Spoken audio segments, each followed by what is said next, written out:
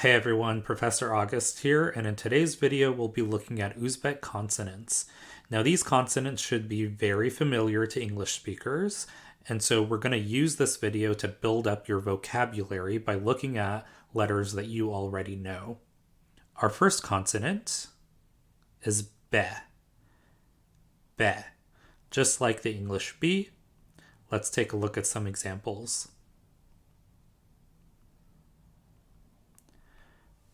Pouvait, pouvait.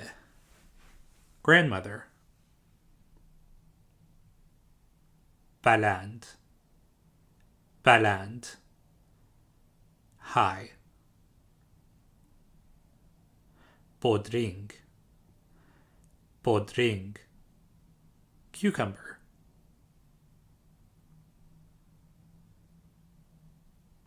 De, de. Just like the English D. Daim, daim. Always. Ders, ders. Lesson. Davam, davam. Continue. Fe, fe. Just like the English F.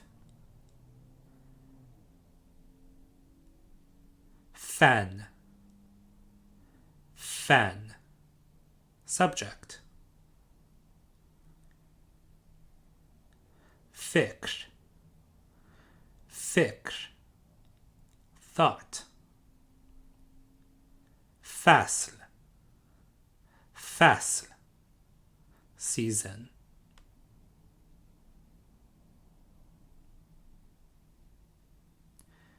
Gie, gie. Just like the English G.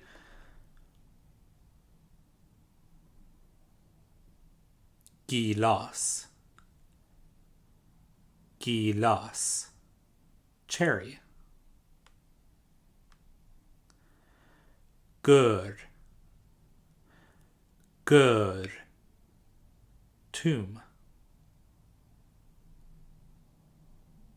Gol, gol. Flower.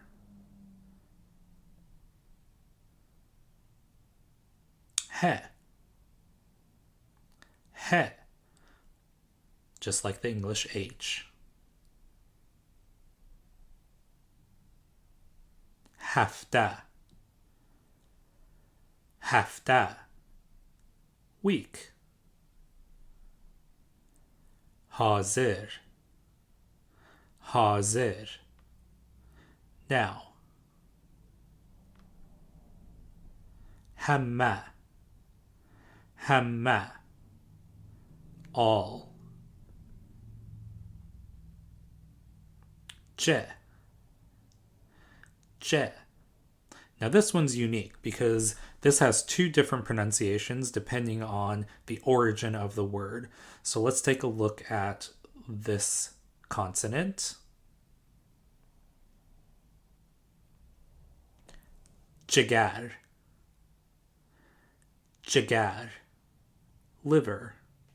And you see this J is pronounced as J, J. Jian, Jian. Cousin. And the J is pronounced the same way as jigar, J. But in this word, for journal, it's going to be pronounced as je, journal, journal. And the reason for this is because this is a borrowed word from Russian, from French. And so usually words in Uzbek that are either from English, from French, or Russian that contain this letter, j, they're going to be pronounced as the ZH sound, j. The same as in the English word measure, measure, or garage, garage. And it's going to be a rolling J sound. Ka, ka.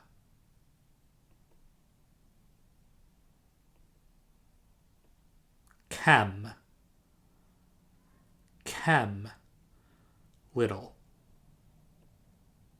Campir. Campir. Old woman. Capitalist. Capitalist. Capitalist. La. La.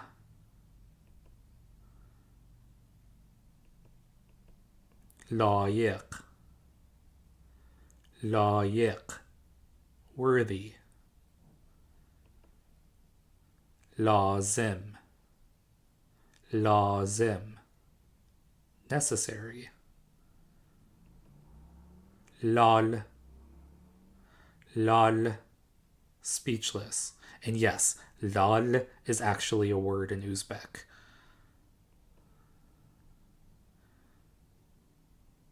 Meh.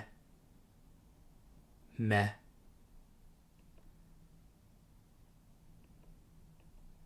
Maktab. Maktab. School. Masalan. Masalan. For example. Mashghul. Mashghul. Occupied. Ne. Ne.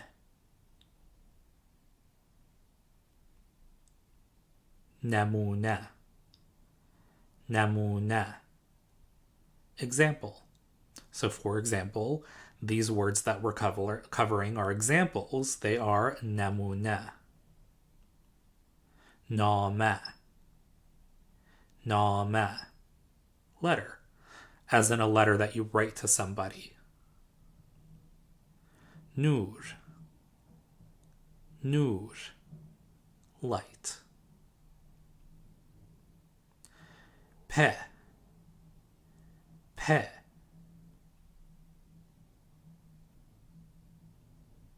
Paipak. Paipak. Socks. Parcha. Parcha. Peace. Pakhta. Pakhta. Cotton.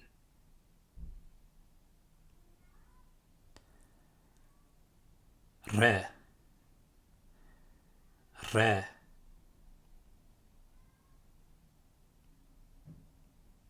Rasm. Rasm. Painting. Raqs. Raqs. Dance. Rang. Rang. Color. Se. Se.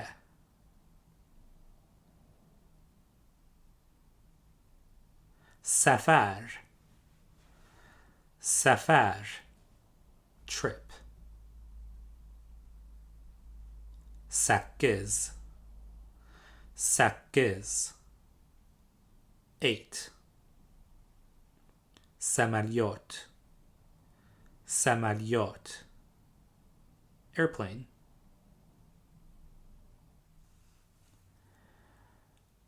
She. She. She is a letter that appears very often in Uzbek, and it's so often a sound that this is actually a letter, the SH combined. So in English, we have the same sound, sh, but we separate the two letters SH. In Uzbek, it's one letter, SH, for sh. Don't be surprised if you see this letter written this way, an S with a little tail at the bottom. This is the new way that the Uzbek government has been trying to implement this letter in the past couple of years. Most often, you'll still see it written out as SH, the way it's written on top, but the way that it's written on bottom is becoming common, especially among younger generations. Let's take a look at some examples. Sharq. شرق east. شکر شکر sugar. شیشه شیشه bottle.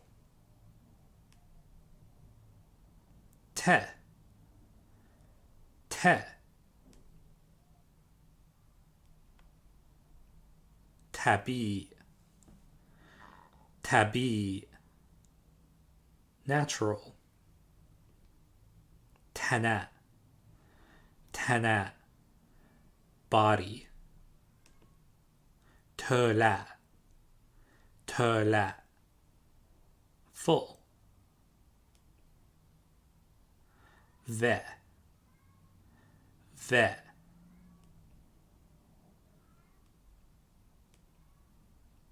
وزن وزن weight. طوق طوق chicken. Now, in this case, the V appears after a vowel, and so we just skip over the V and elongate the vowel before it. So, tovuk becomes touk. Ogatuchi. Ogatuchi.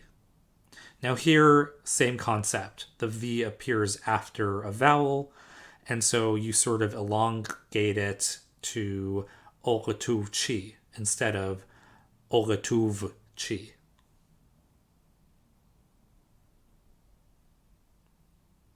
Yeah. Yeah.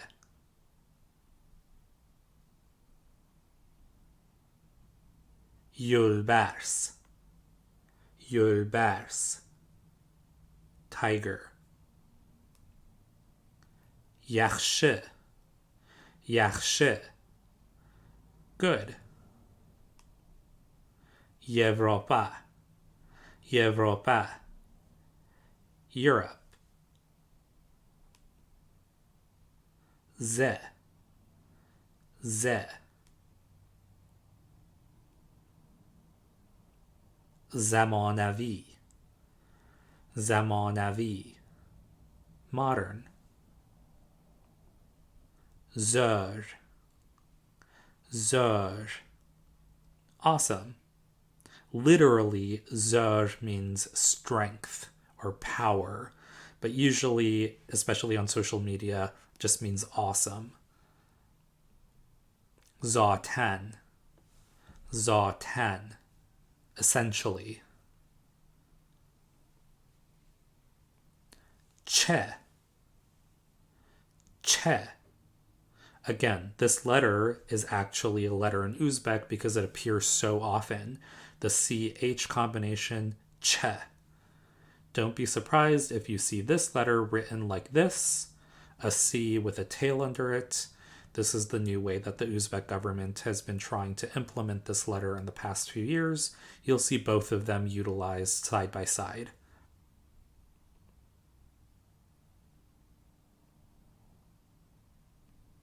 Chakalak. Chakalak. Newborn. Chegara. Chegara. Border. Chorak. Chorak. Quarter. And our last consonant is this, an apostrophe. Now, the apostrophe in Uzbek is called apostrophe or tutuk belgesi. Now, in English, we have the same concept, we just don't have a way of marking it. But in Uzbek, the use of the apostrophe to denote a couple of different things is really important. And so, if you see an apostrophe after a vowel, it elongates the vowel. If you see the apostrophe after a consonant, it's a glottal stop. So let's take a look at some examples. In English, we do have glottal stops. We tend not to mark them though. So if we look at the word bitter, in the British pronunciation, bitter, bitter, and uh-oh, the glottal stop appears in the middle of the word. Bitter, uh-oh. So if we were to mark it in English, the apostrophe would go there in bitter and there in uh-oh. So let's take a look at some Uzbek examples of both the elongating of vowels and the glottal stop. Here we see the glottal stop. San at. San at. The stop happens where the apostrophe is because the apostrophe comes after a consonant. San at. Art. Share. Share. This is not a glottal stop. This is the elongating of the vowel because the apostrophe appears after a vowel. Mana. Mana. So you elongate the A sound because the apostrophe appears after a vowel. All right, guys, you'll be able to download a PDF of this lesson in the description box below.